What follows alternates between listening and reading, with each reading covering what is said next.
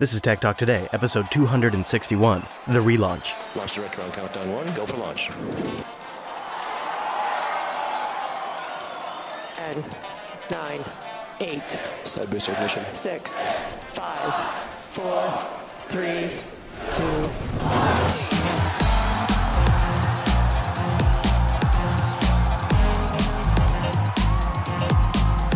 When Elon Musk announced the Falcon Heavy in 2011, the world was skeptical. Thanks for coming. Well, we're super excited, obviously, at SpaceX to announce that some of the details around the Falcon Heavy rocket.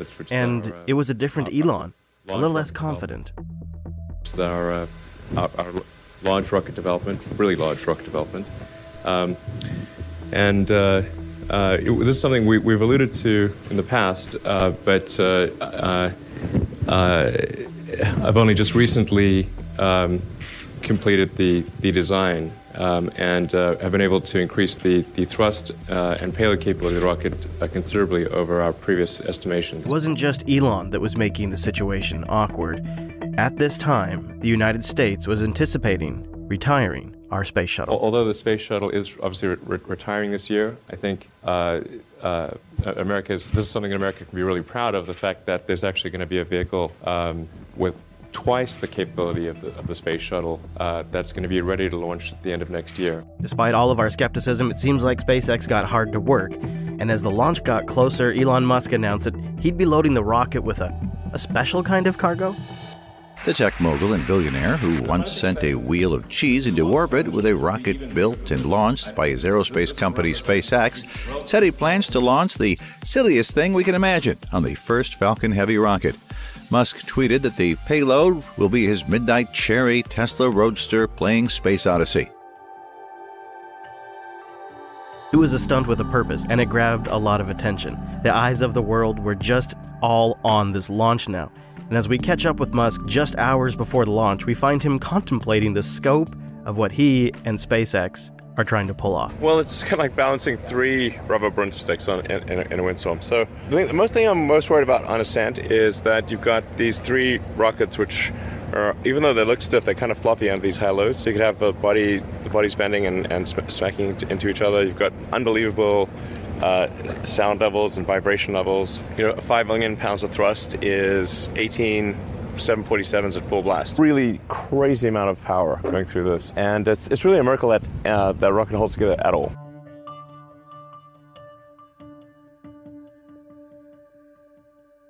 And a lot of future success for SpaceX is wrapped up in this launch. We'll have a rocket that can carry the biggest satellites in the world. In fact, people can actually make even bigger satellites than before. We could, if we wanted, take a Crew Dragon that's under development and send people on a loop around the moon and actually go further than they went in Apollo. These are all possible with Falcon Heavy. But at this point, the rocket is on the launch pad. It's fueled, and Elon is ready for a show, one way or another. People are coming from all around the world to see what will either be a great rocket launch or the best fireworks display they've ever seen. And with that, T-minus 30 seconds. Launch director on countdown 1, SpaceX, Falcon Heavy, go for launch. Falcon Heavy is configured for flight. T-minus 15, stand by for terminal count. 10, 9, 8. Side booster ignition. 6, 5, 4, 3, 2, 1.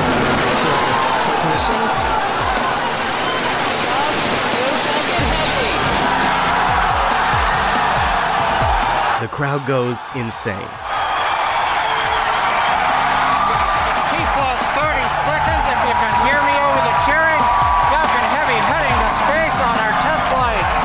Building on the history of Saturn V Apollo, returning pad 39A to interplanetary mission.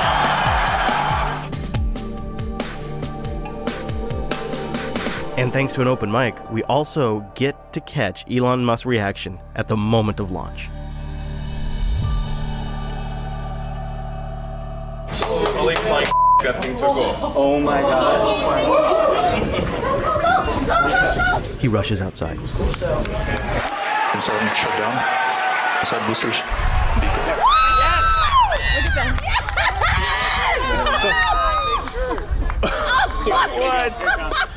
Look at that. That's unreal.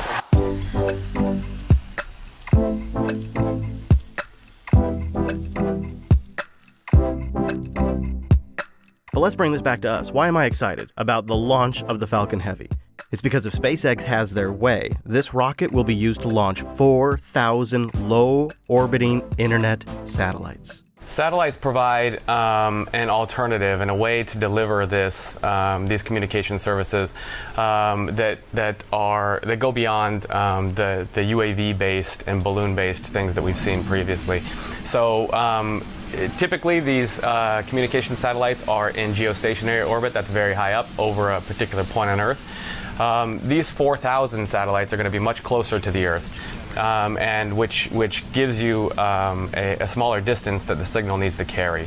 And so this is going to be incredibly fast broadband connection to the farthest reaches of the planet, on par with new communications innovations coming online like 5G. Welcome back to Tech Talk Today. My name is Chris. And I'm Angela. Hello, Andrews. Thank you for joining me on the relaunch episode.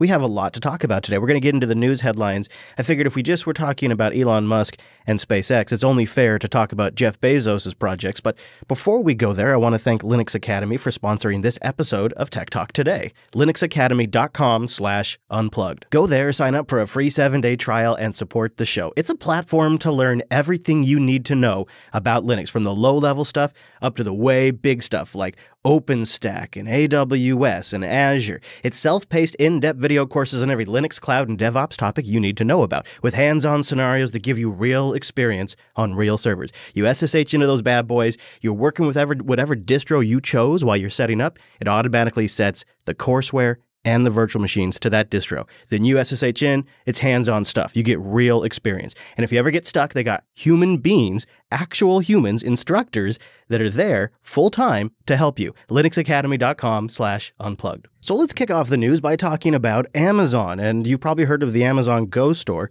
We have one here in Seattle, and they plan to launch 6 more cashierless stores this year. Wow. We got to go down and see this. Yeah, absolutely. I almost did. Almost did. Just ran out of time when I was down there for the Canonical event recently. When did it open? A couple of weeks ago. It's been open for a few weeks now. And it's one of these new high-tech stores. The first one in Seattle, and they're supposedly going to be opening up more in Los Angeles and a few more in Seattle. About 3 more in Seattle are coming. It's pretty obvious that this was coming, right? Because didn't it take them years to build this system? Yeah, I think it was like 4 years, with cameras and sensors. The whole idea is you go in there, you grab the thing off the shelf you want, and you just walk out. That's sort of perfect. And it's warehouse style? It's more like convenience store meets grocery store meets warehouse products. And is it almost like Amazon Locker? Like, so you order it ahead of time? No, it's a grocery store. It's like a corner store. It's like a corner grocery store. You walk in there and it's got your basics and some of your staples and a couple of items from Amazon.com. And everyone that you grab, it takes a picture of you looking at it, takes a picture if you put it back. Creepy. Yeah, it is. That's really creepy. And then you walk out, and then just a little bit later, you get a report on your cell phone of everything you were charged for. Okay. And if you were charged for the wrong thing, you just mark it on the app, and they just refund you right now. Oh, that's going to happen. I'm going to go check it out one of these days. It is a little creepy just the way they have to monitor you, but I don't know how much of it is human oversight. It must be some. But Amazon's not slowing down. I'll be representing those who don't like voice assistants in this next story. Yeah, Google says it's going to roll out routines for Assistant. And you don't really even use Siri, do you? No. Not really for anything. I mean, Siri is pretty quick at calculating like how many days till Dylan's birthday. Yeah, that kind of stuff. 50. So the thing that like the next level thing that I want all these dumb voice assistants to get is something that Google's starting to bake in now, and Amazon's starting to bake it in. It's called routines, where you can set up sort of like a macro. And I'll give you an example of something I'd love to see is I'd love to be able to say, hey, tube, turn on the little heater for 15 minutes. You can't do 2 commands. You can say, turn on the heater. Or like you can say, turn on the light bulb and set it to 50%. Brightness, can't do that. It has to be turn on the light bulb, 1 command, and then you wait for it to complete that command, and then it's set the light bulb to 50% brightness. Okay. And so these routines will combine some of these actions into one action.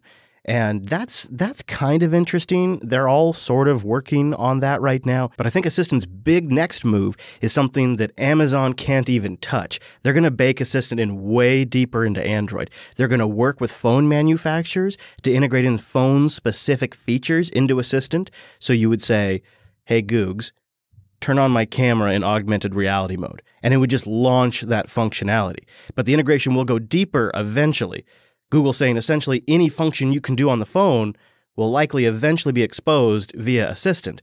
And they're working with carriers so that way you can say, hey, Googs, how many minutes do I have left? Now, right now, it's going to be rougher than that. It's going to be like, hey, Googs, ask Sprint how much data I have left. Mm-hmm. But Google will work eventually where it'll just pick up your carrier via your SIM card.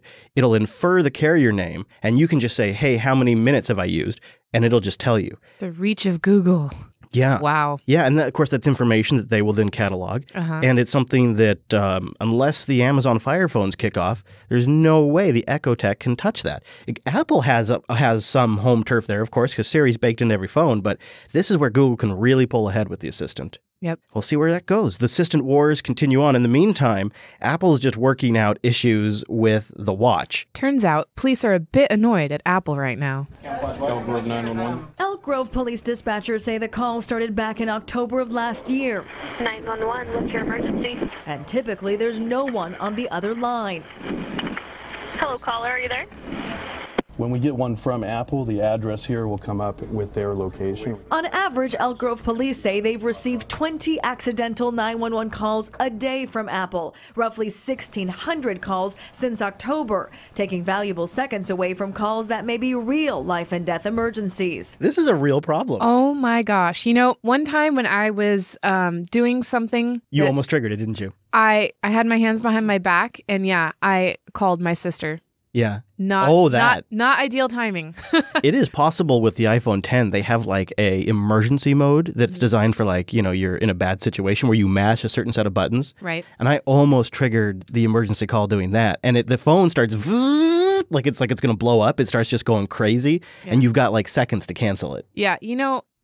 Remember last week when you started your truck while washing your hands? you seem to have this problem. I do, you're right. 1,600 calls, though, since about when they rolled this feature out. Yeah, that's rough. That is rough. That's kind of the unforeseen downside when you integrate features that are like that and make it super easy for people to call. The flip side is people get trapped in vehicles and they can use their devices. Yeah, I'd be curious to know how many dead air calls they get in a day that aren't Apple, because if it's only one or two, they probably investigate them pretty thoroughly because, like, why aren't they talking? Are they in a hostage situation? Like, are they stuck in a closet? Like, you could imagine, too, they get, it's another watch call. It's coming from the refurbished center, so they're sitting there working on it. That's so crazy. It's bad. There is also another downside to that. It's killing battery life. So perhaps lasers can solve this problem. Yeah, that's right. New research out of the University of Washington is using lasers to wirelessly charge a smartphone safely across a room. Oh, okay. I'm glad that you add that safely because I've been... Do you doubt? I've just been worried about, us holding our phones or the Wi-Fi signals and all the things. Yeah, this is a paper that was published in December, and what it uses is a narrow, invisible beam from a laser emitter that can deliver a charge to a smartphone sitting across the room and could potentially charge a smartphone as quickly as a standard USB cable. To accomplish this, the team mounted a thin power cell to the back of a smartphone, which charges the smartphone using power from the laser. In addition, the team custom designed safety features, including a metal flat plate heatsink on the smartphone to dissipate excess heat so you don't damage the phone. Okay, good. And a reflector-based mechanism to shut off the laser if a person tries to move in front of the charging beam's path. Okay, so there sounds like there is an element of unsafety there, like... Wow. Well, getting shot with a laser. So it does have to have direct contact. Yeah. The laser does with the back of the phone. Well, so what they've done is they've created a custom 3D printed reflector pack that they've placed around the power cell on the smartphone. Oh. Then the laser reflect guard beams start emitting off of this 3D printed pack. And that's how it narrows down where it's at in the room. The guard beams deliver no charge to the phone themselves, but their reflection from the smartphone back to the emitter allows them to serve as a sensor of types. And then that's how they can tell when a person moves between it. And they designed the laser emitter to terminate the charging beam when any object, such as a body or a pet, comes into contact with one of the guard beams. The blocking of the guard beams can be sensed quickly enough to detect the fastest motions of the human body based on decades of studies of the human reaction time compared to the speed of light. So I could see myself setting my glasses on the nightstand and waking up with a dead phone. Yeah, because it just like beams, blocks the reflector. Yeah, something got in the way. Yeah. So the beam itself, like what kind of power are we talking about here? If you have that little pack mounted on the back of your phone, and of course they could probably integrate that pretty nicely if it became a product. It's just a narrow beam that delivers a steady 2 watts of power to just a 15 square inch area from a distance of about 14 feet. Huh. Yeah. So, I mean, is this really, I know we're going anti-cable or cord and whatever, but is this really practical? Like, I don't know. It seems like maybe in a community setup. Well, everybody's always looking to save time. So imagine no longer having to plug anything in. You just set your devices down, your remote, your phone, your tablets. You just set them in your room. You're setting it down in a specific area, though. Well, what if it was like a wall-mounted thing that could sense where it was at based on these reflections? And so wherever you put it on the table, it just starts getting charged. Okay, well Yeah. A little closer. Yeah. I know. Everybody, tell me what you think of that. Let us know. Go to techtalk.today/contact and send your feedback in. And also send us your feedback on our Kickstarter of the week. Kick it. This is a kitchen robot, and I'm pretty sure they made it just for you. Yeah, you might be right. I think younger me would have jumped all over this. It's got 1,000 backers with 11 days to go. They wanted 100,000. They've gotten 550,000. Don't call it sous vide, though. It's the sous vide, the kitchen robot. Some might describe it as the future, others a lifesaver.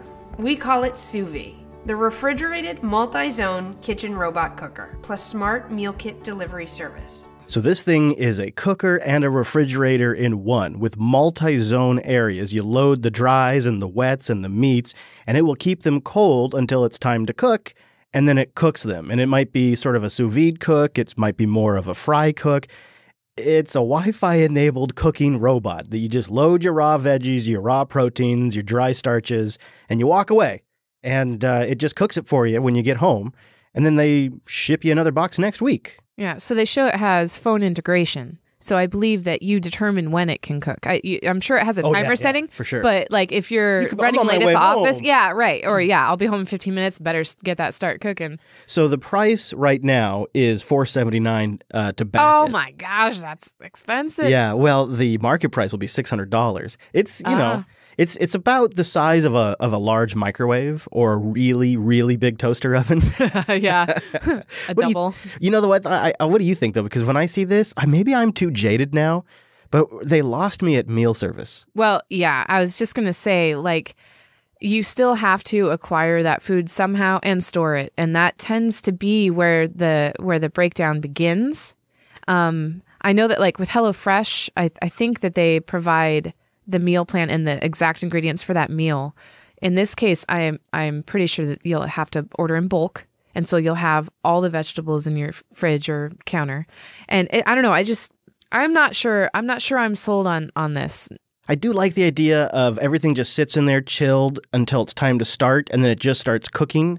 Because it sort of just removes one more point of failure whenever I try one of these cooking services, which is always me putting it all together and cooking it. And it kind of removes that, but you only get that once. Then you got to clean those trays out and reload them again. I'm not saying it's impossible, but if I'm paying a monthly service, boy, I'd sure love for the cooking part, like the machine, to be heavily discounted. Mm-hmm. Which it probably is. But I'd like to know if the audience would try something like this. And we'll put a link to this Kickstarter in the show notes. If you want to try it out, go to techtalk.today/contact to let us know. So season 1 is going to be 10 episodes. This is episode 1 of season 1. Normally I'm shooting for 2 episodes a week, which would mean a 5-week run. However, I'm not so sure if that's viable or not, since I'm also going to scale at the same time. So we'll see. It's going to be 10 episodes either way. I'm shooting for 2 a week. It may be more even once I get to scale. Who knows? I think season 1's going to be dominated by scale. The trip down to scale, the people we're going to meet, the whole event. It's going to be really geeky. We'll try to keep some headlines in here and keep all that stuff normal too, so you always get some of that every episode. So go grab every episode. You can subscribe at techtalk.today/subscribe. And then please consider supporting the whole network, support journalism like Tech Talk today. I'm putting my journalism pants on for this show. We're going to try to do a good job of telling you compelling stories when we go down to scale, and we'd love your support to give us some runway to make it. Patreon.com/JupiterSignal.